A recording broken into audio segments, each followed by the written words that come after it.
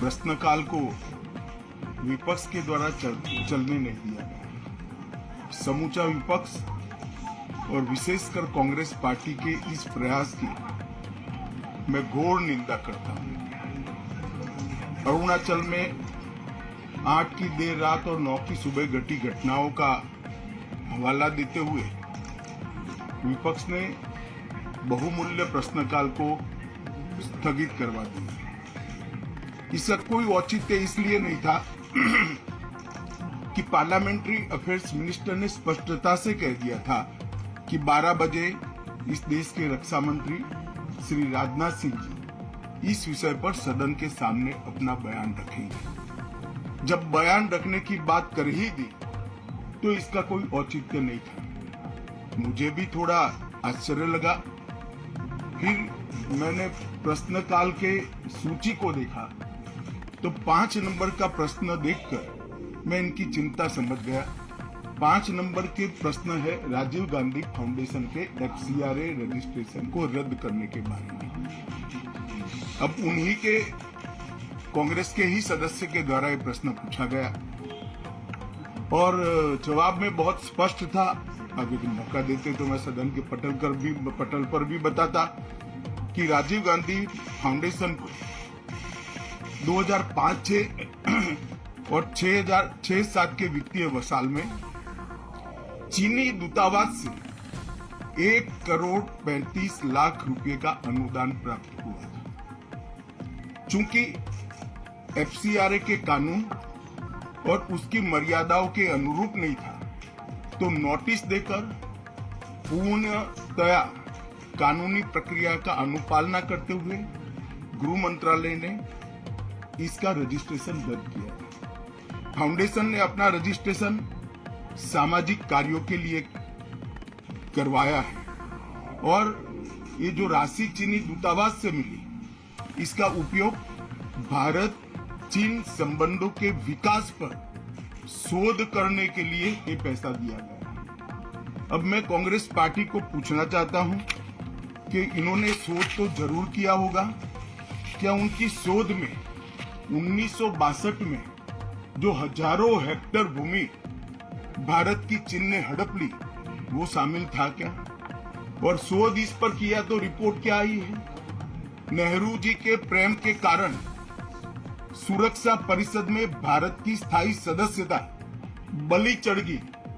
इस विषय को उन्होंने शोध का विषय बनाया था क्या? और अगर बनाया था तो इसका नतीजा क्या हुआ?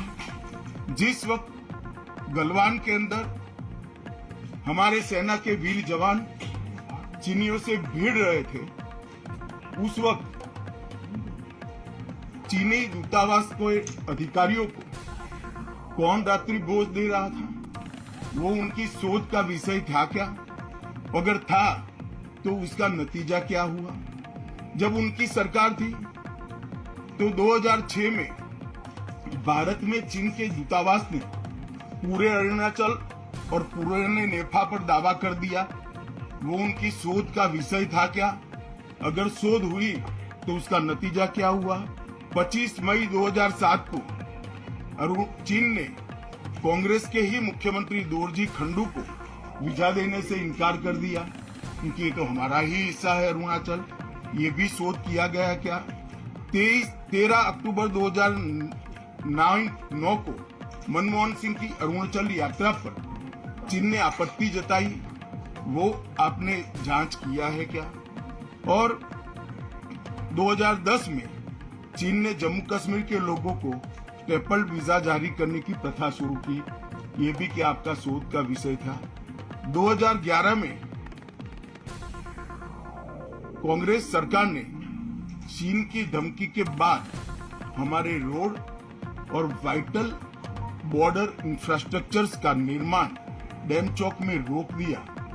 ये क्यों रोका गया इसकी भी शोध की है। मैं कांग्रेस पार्टी को पूछना चाहता हूं, ये दोगला रवैया जनता के सामने नहीं चलता है। जनता सब देख रही है।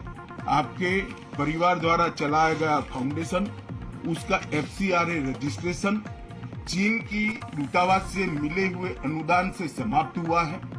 आपके ही समय में हजारों किलोमीटर भूमि अवैध रूप से हमसे हड़प ली गई है। आपके ही समय में हमें मिली हुई सुरक्षा परिषद की सदस्यता आपने निजी संबंधों को बनाने के लिए चीन की भेंट कर दी है। ये सारी जनता ये सभी विषयों को जानती है। मैं इतना स्पष्ट कहना चाहता हूं कि भारतीय जनता पार्टी की सरकार है, नरेंद्र मोदी इसके प्रधानमंत्री है, और जब तक भारतीय जनता पार्टी की मोदी सरकार चल रही है, 1 इंच जमीन पर भी कोई कब्जा नहीं कर सकता। कल अपने सेना के जवानों ने जो 8 की देर रात को और 9 की सुबह को जो वीरता दिखाई है, मैं इसकी बुरी प्रशंसा करता हूं।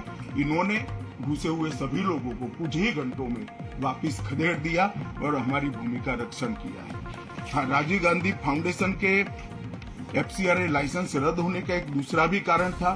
इस्लामिक रिसर्च फाउंडेशन की, जिसका प्रणेता जाकिर नायक है, जाकिर नायक को पूरा देश जानता है, उनसे भी 7 जुलाई 2011 को 50 लाख रुपया राजीव गांधी फाउंडेशन ने प्राप्त किया था। मैं पूछना चाहता हूं, राजीव गांधी फाउंडेशन के कर्ता धर्ता जो कांग्रेस की फैमिली पार्टी है, उसी के सदस्य हैं, तो आपको ये पैसा जाकिर नाइक ने किस मकसद के लिए दिया था, इसकी भी स्पष्टता देश की जनता के सामने होनी चाहिए।